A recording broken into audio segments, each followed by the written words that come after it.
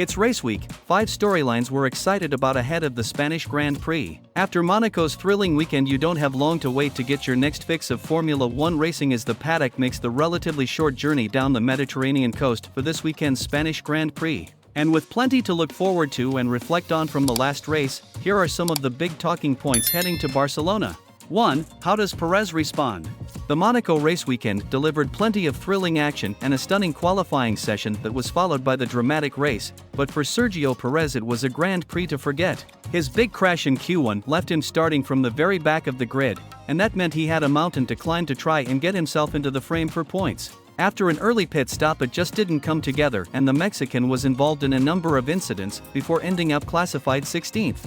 It's the first time he has failed to score this season, and coupled with Max Verstappen's victory, it drops Perez some 39 points behind his teammate in the Drivers' Championship. But he does get to try and bounce back at the earliest possible opportunity thanks to the back-to-back races, and he was a threat for victory in Spain 12 months ago. A clean weekend will be key to getting his title challenge firing again, and the Circuit de Barcelona-Catalunya is a track that should suit Red Bull's strengths.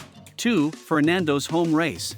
Carlos Sainz has enjoyed excellent home support in recent years, but there seems to be an added something in the atmosphere at the Circuit de Barcelona-Catalunya when Fernando Alonso is racing there in a competitive car. Alonso's last win in Formula 1 came here in 2013, and that was also his last podium at his home race. Since then, he has finished no higher than 6th and only scored points on 3 occasions. But the two-time world champion will be very hopeful of improving on that record this weekend. Fresh from Monaco, where he was in with a chance of victory and picked up his best result since Hungary in 2014, the home fans will arrive with the Spaniard just 12 points behind Perez in the drivers' standings. And with Aston Martin showing strong pace at every venue so far this season, as well as introducing updates in Monaco, who would be against the fairy tale of him finally securing win number 33 in front of his adoring crowd?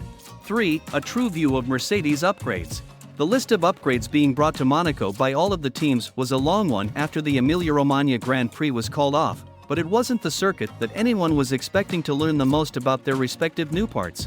Barcelona, on the other hand, provides a great opportunity to do so. It's a track that has regularly been used as a testing venue in the past, with a combination of long, high-speed corners coupled with some slightly lower speed sections that will all place a greater emphasis on aerodynamic performance and downforce. But it's not just Mercedes to keep an eye on. Ferrari have stated they will have some significant new parts on their car, while Red Bull could bring some updates after running limited developments in Monaco. None of the teams are standing still. 4. A new track layout. I might have said Barcelona has been regularly used for testing in Formula 1, but that has tended to be on a layout that included a chicane prior to the final corner. That allowed teams to see how their cars would perform at low speed and on traction, but it was a bit of an outlier compared to the rest of the circuit. This year, the race organizers have agreed with the FIA and F1 to revert to the former layout that was last used in 2006. That means the chicane is bypassed, with the penultimate corner, turn 13, a faster, sweeping right-hander that then leads into the final corner at a much higher speed. The change will mean teams will require different setups to the past, so Friday practice will be crucial in understanding the impact, while it will also allow us to see the latest generation of car at their best, producing downforce through high-speed corners. With the long pit straight to follow 2 such quick right-handers, the ability to follow more closely in these cars than the generation from before 2022 should also mean there is still plenty of potential for overtaking down into Turn 1, as well as into Turn 10, itself only remodeled in 2021 as the Circuit de Barcelona-Catalunya continues to evolve. 5. The start of something at Alpine?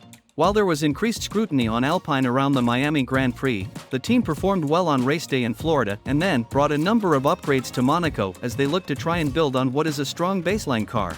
But coming into the Monaco weekend, expectations were relatively low, with Esteban Ocon suggesting a top 10 finish would have been a result he'd have signed up for if offered it ahead of any track running. How little he knew. Alpine improved with each session and Ocon ended up starting 3rd with Pierre Gasly 7th after strong qualifying performances, holding onto those positions in the race for a points haul that moves them comfortably clear of McLaren in the Constructors' Championship. A bit like Mercedes, what is most exciting is whether Alpine can replicate that sort of performance on a very different track in Spain, because Monaco wasn't earmarked as a venue that would suit them. If they can follow up, then it could prove to be the start of a new phase of the season where the top 4 really does become the top 5.